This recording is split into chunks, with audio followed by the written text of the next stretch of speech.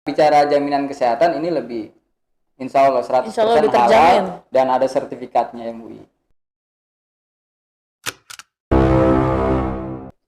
Assalamualaikum warahmatullahi wabarakatuh. Halo kawan rujuk semuanya, apa kabar hari ini? Nah, kali ini ketemu lagi sama Dinda Putri, spesial setelah lebaran perdana nih, Rujuk Podcast ngedatengin tamu lagi. Sebelumnya Dinda Putri juga mohon maaf lahir batin beserta seluruh tim yang bekerja untuk Hari Raya Idul Fitri yang ke-1442. Pokoknya buat teman-teman semuanya, mudah-mudahan amal ibadah kita semua diterima oleh Allah Subhanahu wa taala. Amin, amin ya rabbal alamin. Dan kali ini sesuai janji Dinda sudah ngedatengin seorang tamu spesial, yaitu seorang pengusaha muda Bekasi. Woi, asli kalau udah ngomong Bekasi, udah sukses di kota sendiri, mudah-mudahan bisa sukses di kota-kota dan negara lainnya. Amin. Dan ini dia, sudah ada siapa? Siap. Assalamualaikum warahmatullahi wabarakatuh. Waalaikumsalam warahmatullahi wabarakatuh. Ya. Kenalkan, nama saya Kusnadi, asli Putra Bekasi. Wis. Iya. Kali ini saya mengucapkan minal aidin wal faizin kepada kawan rujuk semuanya. Mohon maaf lahir dan batin. Mohon maaf lahir batin juga, Iya. Bang, Iya. ya. Ini beneran asli Bekasi nih berarti? Asli Bekasi. Boleh dicek KTP-nya, Kak. Boleh. Jangan sampai saya kayak Intel nih, KTP. Ya kan? Kalau asli Bekasi berarti kalau sapaan orang Bekasi biasanya apa sih? Ya, kalau bicara Bekasi sih lu gue aja. Oh iya ya kan? benar. Nggak apa-apa nih panggil kita lu gue. Nggak apa-apa. Oh iya, biar lebih nyantai ya, Iya, biar lebih betul. rileks. Karena kayaknya nih kalau yang Dinda lihat dari Bang Kusnadi ini masih muda. Iya. Ada Saya 15 tahun? kelahiran 90. Oh, 90. Oh beneran? Betul, 90. Wah, kita deket bedanya. Saya 93 tuh. Ya, Jadi, saya kakak kelas lah. Mudahan Kak Dinda ya daripada saya. Oh iya kemarin ya. Mudahan Bang Kusnadi ya. Bang Kusnadi kakak kelas. Oh iya, betul. Gitu kan? Kebalik saya tadi. Maaf. Nah, Bang Kusnadi. Ini Bang Kusnadi ini sekarang udah ribet-ribet bawa paper bag, bawa lunchbox. Ini usaha Bang Kusnadi ini benar usahanya ini. Iya, betul. Oh, tapi yang Iya. saya tahu, tadi kan ngobrol di belakang juga nih, kita sempat ngobrol sama teman-teman Iya, yang lain juga. betul. Abang ini sebelumnya adalah seorang aktivis. Betul, Kak Dinda. Kenapa memilih banting setir nggak nih atau masih jadi aktivis? Hampir 80% banting setir. Oh, berarti sebagian masih. 20%-nya masih ada jiwa aktivisnya. Oh, masih. Oh, Iya. jiwanya masih. Masih jiwa. Iya, mantap. Iya. Berarti iya itu pertanyaan saya, kenapa tiba-tiba taruhlah banting setir jadi berwirausaha? Iya. Jadi awal ceritanya pada pandemi Covid tahun 2020 saya mendapat sebuah renungan tentunya dari teman saya yang memang tinggalnya di Harapan Indah gitu kan. Kita join, kemudian kita diskusi terkait kondisi pandemi saat ini semuanya terdampak. Betul. Semua dari pengusaha, kemudian dari segala macam Pekerja. aspek pekerjaan semuanya terdampak oleh Covid. Makanya pada waktu itu kita hanya ngobrol berdua di Starbucks dengan teman saya waktu itu sekitar bulan Juni tahun 2020. Memang beliau masih muda juga dengan saya, gitu kan. Akhirnya kita kolaborasi berpikir bagaimana kita membuat satu ide yang memang sebenarnya ini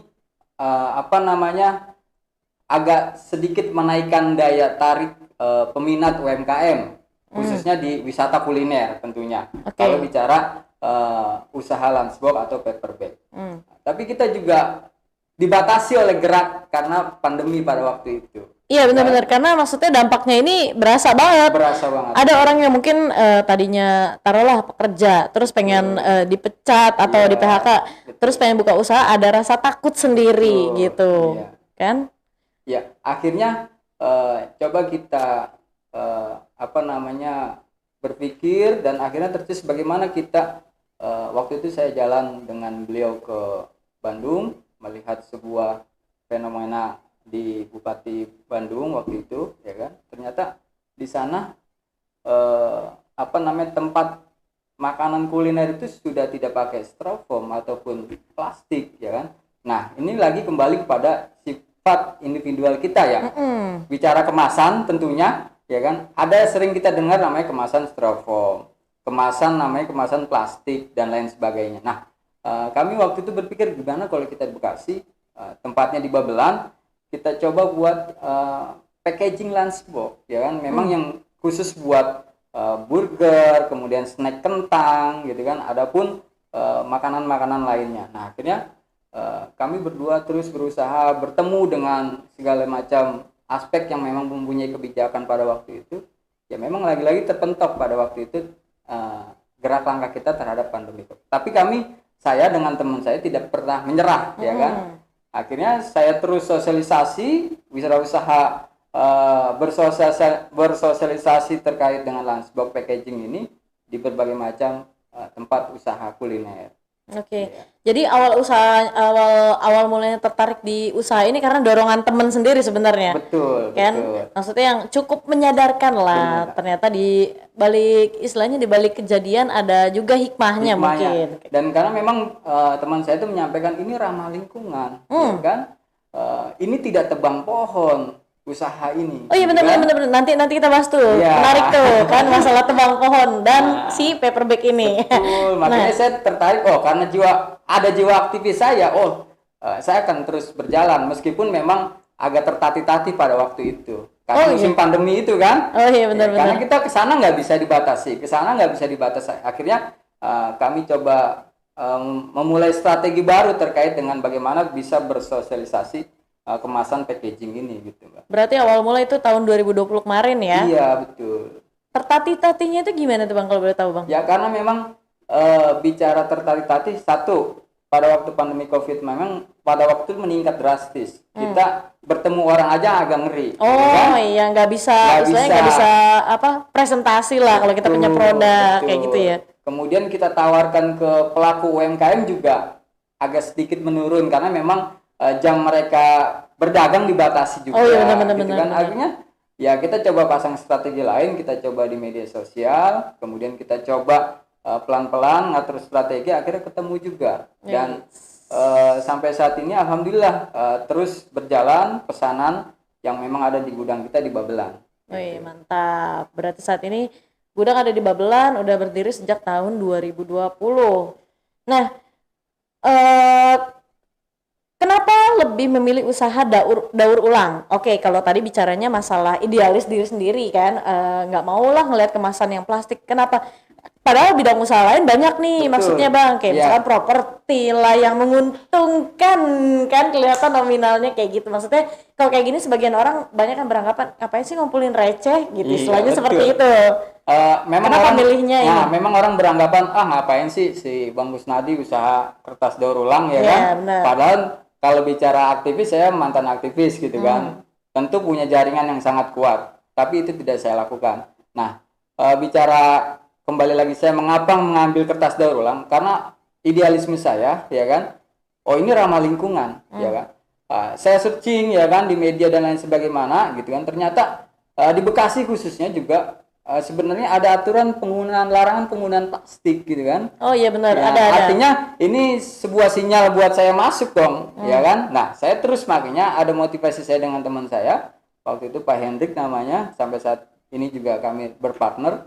Ya, ini sinyal kita lampu hijau. Ketika memang ada edaran dari pemerintah, ya kan, terkait pelarangan plastik, ya kita harus masuk. Bagaimana solusi ketika plastik itu hanya di supermarket dan lain sebagainya. Terus bagaimana solusi buat UMKM pelaku usaha dagang makanan yang memang tidak boleh menggunakan plastik? Ya.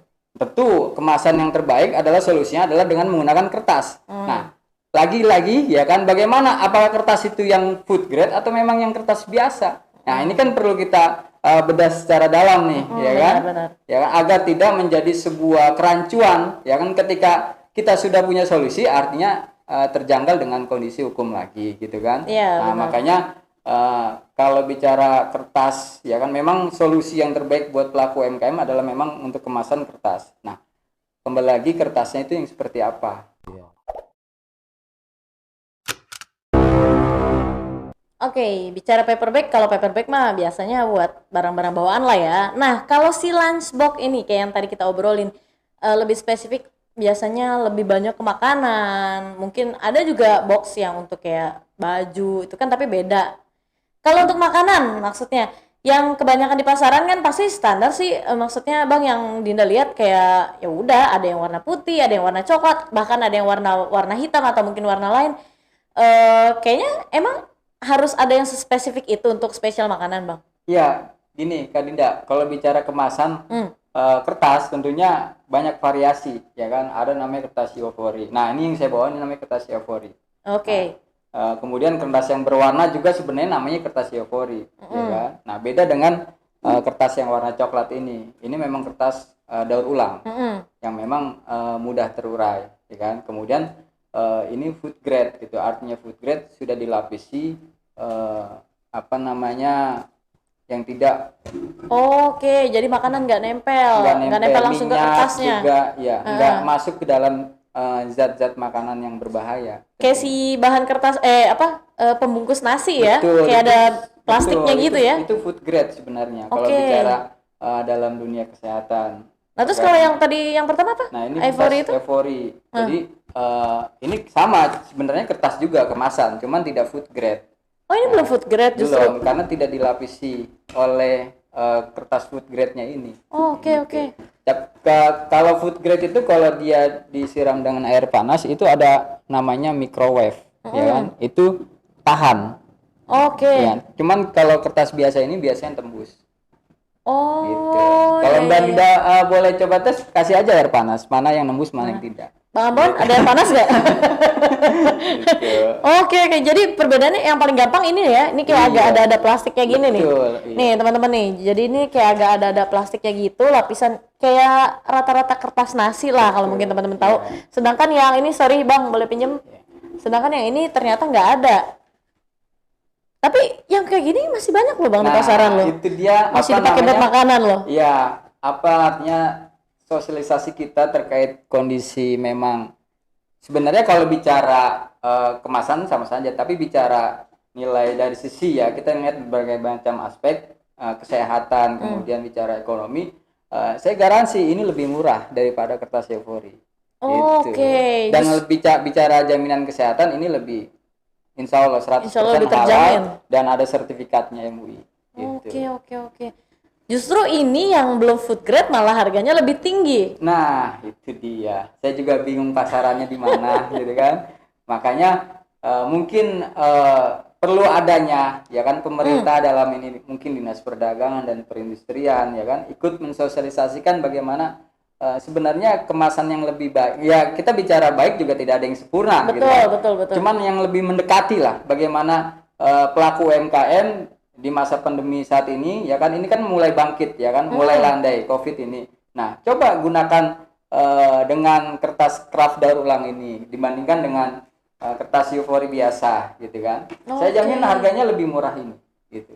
Oke. Tapi kalau yang dari saya lihat nih, yang salah nih, bukan salah sepenuhnya yang pengguna, tapi yang mas memproduksi. Kita mungkin juga bisa nggak menyalahkan. Iya, maksudnya tidak salah.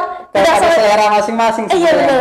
Balik lagi ke selera, mungkin ada nilai jual yang pengen diangkat. Betul, seperti itu. iya. Tapi maksudnya bukan salah sih, lebih ke keliru mungkin jatuhnya. Keliru ketika memproduksi mungkin tidak mengedukasi atau hanya berpikiran yang penting klien ini setujunya yang ini nih maunya, betul. Kayak gitu. Alangkah lebih baiknya mungkin pengusaha-pengusaha lain mungkin seperti Abang nih kasih edukasi sedikit, ini tuh lebih food grade, lebih better lah dibanding yang tidak ada lapisannya, maksudnya. Saya selama bulan puasa kemarin saya main ke kafe, resto yang memang di sana sebenarnya tempat packaging lunchbox seperti ini banyak gitu. Tapi rata-rata mereka masih pakai yang putih gitu. Belum yang food grade. Tapi ya kembali lagi pada kesadaran mereka, yang jelas saya bersama tim, ya kan, terus mensosialisasikan ini, ya kan, bagaimana kertas daur ulang yang memang mudah ya didaur ulang, kemudian bisa terurai cepat, ya kan, kemudian memang bisa dikonsumsi oleh banyak masyarakat, khususnya itu para pedagang UMKM yang memang di usaha kuliner. Kertas daur ulang. Bicara daur ulang, di mindset orang adalah kayak bekasan sampah atau apa kayak gitu. Mungkin orang juga sebagian masih berpikir, kertas daur ulang, enggak deh, beli kertas yang packaging yang kertasnya baru aja gitu. Gimana tuh Bang? Maksudnya? Ya kalau bicara kertas daur ulang, ini kan kertasnya ya sudah kita pakai nih. Kemudian jadi sampah terurai. Nah, ini yang akan didaur ulang lagi. Dan ini bentuknya akan bisa berubah, Mbak. Oke. Ya, bisa berubah jadi packaging juga, bisa berubah jadi misalnya tempat asbak, itu bervariasi tergantung bagaimana kita bisa berinovasi dan kreatif terhadap daur ulang itu sendiri. Tapi aman berarti benar? Aman. Oke. Walaupun dari bahan-bahan yang didaur ulang kembali. Insya Allah aman. Oke. Itu biasanya yang ketakutan masyarakat yang masih awam. Oh, daur ulang berarti bekas-bekasan sampah dong, begitu kan berpikirnya. Terus masalah penebangan pohon, kan katanya lagi nih, bukan katanya sih, kalau beberapa artikel ini juga masih gambling nih Bang nih, kalau aku juga belum tahu bener-bener kan. Oke, penggunaan plastik ditiadakan, misalkan digantilah semua ke kertas, tapi kertas kita dapetinnya katanya dari batang pohon ya, dari pohon. Nah itu gimana tuh Bang tuh solusinya tuh? Solusinya adalah dengan kita memakai kertas food grade daur ulang ini, kita tidak akan menebang pohon. Itu untuk menguranginya. Kalau kita masih pakai kertas biasa, itu pasti akan terus nebang pohon. Tapi kalau kita pakai kertas daur ulang, kan namanya didaur ulang, otomatis kita tidak akan tebang pohon, gitu kan. Oke. Jadi saya pakai kertas ini kertas kan didaur ulang terus, otomatis penebangan pohon berkurang. Tapi kalau kita masih pakai kertas biasa, yang ini terus dipakai, kemudian orang di sana nebang pohon lagi, ya sama saja, gitu kan. Iya, itu maksudnya habis-habis juga bumi kita kan. Iya, akhirnya kita saya sih mengimbau, ayolah beralih bersama-sama kita pakai kertas food grade yang daur ulang itu. Bukan berarti daur ulang ini adalah bekasan sampah-sampah yang tidak diolah ya. Betul. Oke. Wah, menarik banget nih Bang nih. Ini ya teman-teman ya yang masih ragu soal kertas, katanya benar kertas nebang pohon benar. Tapi untuk daur ulang ini ternyata digunakan kembali, seperti itu maksudnya konsepnya ya. Betul. Nah, kalau untuk yang berikutnya nih Bang nih, kita bicara perkara produksi, produksi dan juga mungkin permintaan pasar. Produksi permintaan saat ini per bulan kurang lebih berapa sih Bang? Kalau awal-awal ya. Iya, awal-awal bisnis sekarang nih. Ya, awal-awal pandemi itu ya saya tidak bisa menyebutkan kafe yang memesan transbox saya ya. Ya, dia hanya memesan 300. Tapi belakangan ini dia pesan 1.000, 2.000 gitu kan. Karena memang mungkin pandeminya akan berakhir ya, mungkin mudah-mudahan amin. Dia pesannya naik gitu. Artinya kan ada daya tarik yang di kafe itu. Oh, ini ternyata bagus kertas dipakai. Alhamdulillah dia pesan 2.000, 3.000 hampir setiap bulan. Itu baru satu kafe, ya kan? Wow. Belum kafe yang lain gitu kan? Belum kafe yang satu, atau Mbak Nida punya kafe ya kan? Bisa pesan ini. Yang penting potongannya lah ya gitu. Enggak bercanda.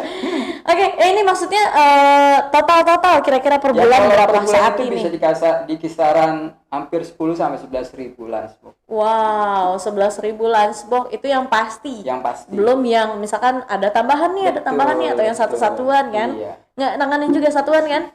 Tetap kita tanganin semuanya. Mantap.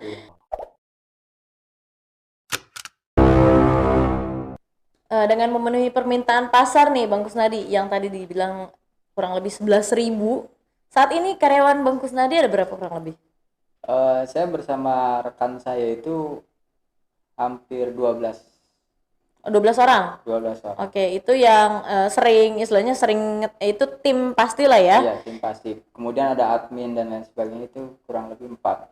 Oke. Iya. Jadi total 16? 16. Woi, mantap. Benar, 12 tambah 4 ya, benar 16 ya kan? Terus modal awal buka usaha? Modal awal buka usaha ini kan yang pertama nih. adalah saya bismillah. Oh, pasti, kalau itu pasti. Banyak orang ngomong bismillah, ya kali bismillah doang katanya gitu. Tapi bener Bang, bismillah itu adalah kunci dari segala kunci, bener ya Bang ya? Betul. Karena modal saya itu bismillah, kemudian diskusi, mengeluarkan ide, ya saya join dengan teman saya yang atas nama Pak Hendrik itu. Gitu. Oh, oke. Jadi maksudnya Pak Hendrik ini join gimana nih? Sistem join kerja samanya sama ya, Bang Kusnadi? Memang partner saya di bagian tim kemenangan andalan kertas. Oh, oke. Modal kalau bicara modal. Ya, kalau modal saya nggak punya modal gitu. Serius? Serius. Saya modal bismillah, kemudian saya modal jaringan, modal ide, kemudian saya bersosialisasi aja. Jadi Pak Hendrik ini istilahnya yang Betul. taruhlah mengeluarkan modal. Betul. Wah, luar biasa nih. Ini buat kaum milenial yang baru mau mulai usaha mungkin ya Bang ya.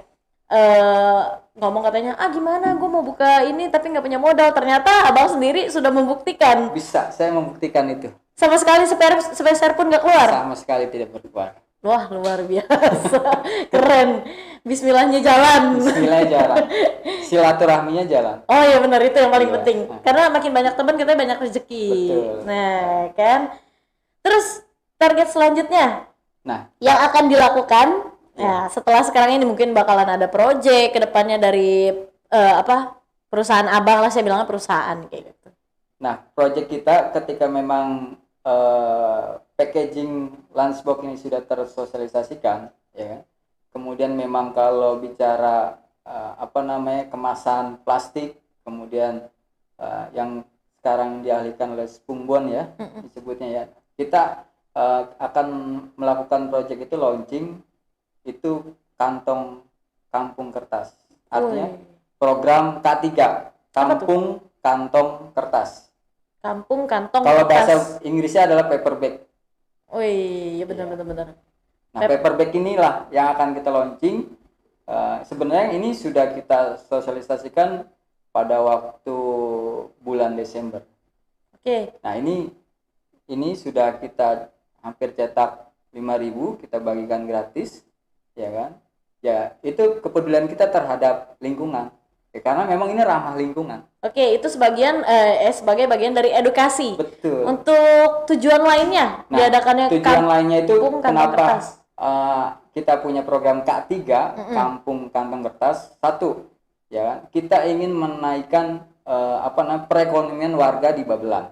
Oke. Karena sebagian besar teman-teman tim karyawan di sana adalah warga Babelan. Wah, keren. Ya kan? Yang kedua, kita ingin menaikkan daya tarik wilayah di Babelan yang dulu kata orang tuh Babelan agak seram. Dengan adanya kampung kantong kertas mungkin untuk meningkatkan daya perekonomian di daerah Babelan. Gitu. Nah, ini kan perlu di lem dan lain sebagainya. Nah, itu kita akan memberdayakan ibu-ibu PKK. Nah, ibu-ibu PKK ini kita akan kasih istilahnya biaya untuk ngelemnya, itu kita akan kasih. Ya, rencana sih kita akan launching kampung kantong kertas. Kita sudah punya tim strategi itu. Ketika kita mau masuk di Babelan, Kampung Poncol itu akan ada gapura mendekati gudang kita, itu nanti akan ditulis kampung kantong kertas. Wih, keren. Gitu. Jadi kayak semacam masuk desa wisata gitu ya? Betul. Ya, di situ bermacam-macam kantong kertas itu ada semua yang model seperti ini dan lain sebagainya. Wih, mantap. Mudah-mudahan kami, ya kan, tim kami, kemudian Kemenangan Andalan Kertas mendapat support dari pemerintah setempat, khususnya Kecamatan Babelan. Amin. Yang memang ya untuk meningkatkan daya tarik di daerah Babelan. Benar. Maksudnya balik lagi bener kayak tadi, kalau saya udah lama dari kecil di Bekasi nih, katanya kalau ngomongin masalah daerah Babelan lah, daerah utara lah, ngapain main-main ke sana kan? Nah, itu besok tidak lagi itu. Oh, ternyata di sana ada kampung kertas. Yang beratus-ratus ribu kantong kertas ada di sana. Mantap. Inilah jadi satu dan nggak ada kendala, ya. Tujuan menarik juga ya Bang ya. Maksudnya kenapa bisa kepikiran gitu tiba-tiba? Ya, karena memang gudang kita lokasinya ada di sana, kita harus menaikkan dulu wilayah sekitar. Ya. Kalau di Kota Bekasi ada, ya kita support gitu. Ayo, kampung kertas daerah mana yang Kota Bekasi mau diangkat, ya, yang memang bisa ibu-ibu itu diberdayakan. Ketimbang ibu-ibu diam di rumah, ya kan, kalau orang Bekasi nyirit nyari kutu anaknya, ya sambil ngelengin kertas kan bisa. Nah, itu bisa nilai sisi ekonomi mereka juga dapat. Betul. Ini keren banget ya. Pokoknya buat warga Bekasi siap-siap nih, bentar lagi kampung kantong kertas bulan. Ya, insya Allah kalau tidak ada kendala di akhir Juni. Insya Allah, mudah-mudahan pandemi COVID juga segera mereda, biar semuanya lancar. Nah, ini bicara produk lagi, balik lagi. Kalau tadi udah ngomongin project, tujuannya adalah untuk memperkenalkan daerah Babelan itu sendiri, terus juga menaikkan taraf ekonomi dari masyarakatnya sendiri. produk bisa ditemukan di mana nih? Kalau misalkan ada yang mau beli nih, produknya dari Bang Kusnadi di mana aja? Boleh langsung datang ke gudang kita di Babelan. Boleh langsung di @Instagram Kemenangan Andalan Kertas 1, ada Kemenangan Andalan Kemasan. Oke, ada 2 ya berarti Ada akunnya. 2. Oke, ada 2. Kalau di marketplace udah masuk Bang? Belum. Belum. Baru di IG itu aja. Iya. Alamat lengkap. Kampung Poncol. Asik. Atau cari aja mungkin Kemenangan Anda di Maps. Udah ada? Ada di Maps ada. Kemenangan Andalan Kertas. Babelan. Nih, yang butuh packaging kertas-kertasan, kayaknya langsung meluncur aja ya, atau bisa di via online ya, ojol-ojol. Bisa. Bang Ojol. Terus ini, sebelum kita closing, kan Abang udah tadi cerita soal projectnya udah, awal mula memulai usaha ini bahkan tidak pakai modal sama sekali. Kasih pesan dong Bang buat kaum milenial yang mau mulai usaha. Ya, saya hanya berpesan kepada teman-teman saya, kaum milenial, kalau ingin berusaha, modal yang pertama adalah bismillah tentunya. Meskipun mereka punya banyak modal, ya kan, bicara modal finansial dan lain-lain. Tapi yang pertama adalah bismillah. Kemudian kita niatkan. Kayak muslim ya, bismillah ya. Kemudian kita niatkan segala sesuatunya, ya berdoa, berusaha dan berikhtiar. Saya yakin banyak kaum milenial yang memang punya usaha seperti kafe dan resto, ya kan. Silakan kita diskusi, ya kan. Kemudian kita join. Kalau memang di sana ada kemasan kertas, ya silakan bisa di-add di Instagram kami, ya kan. Nanti kami akan cepat respon apa yang dibutuhkan. Gitu. Jadi bisa konsultasi dulu lah ya, seperti betul. Itu. Baiklah teman-teman, itu dia obrolan kita, panjang banget ngomongin soal dunia perkertasan. Sebenarnya masih belum puas nih Bang Kusnadi. Masih banyak yang mau saya obrolin, apalagi bicara masalah idealis kita nih yang hampir sama nih. Suka agak sebel ngeliat kemasan plastik, walaupun kehidupan kita masih nggak jauh dari situ sebenarnya kan. Cuman setidaknya dari dalam diri kita sendiri ada mau perubahan sedikit seperti itu. Oke? Buat teman-teman rujuk semuanya yang saat ini sudah nonton, terima kasih banyak nih. Jangan lupa seperti biasa klik like, subscribe, dan juga komen yang paling banyak. Atau kalau misalkan sekiranya video ini bermanfaat, kamu bisa share ke teman-teman kamu. So, Dinda Putri pamit. Wassalamualaikum warahmatullahi wabarakatuh.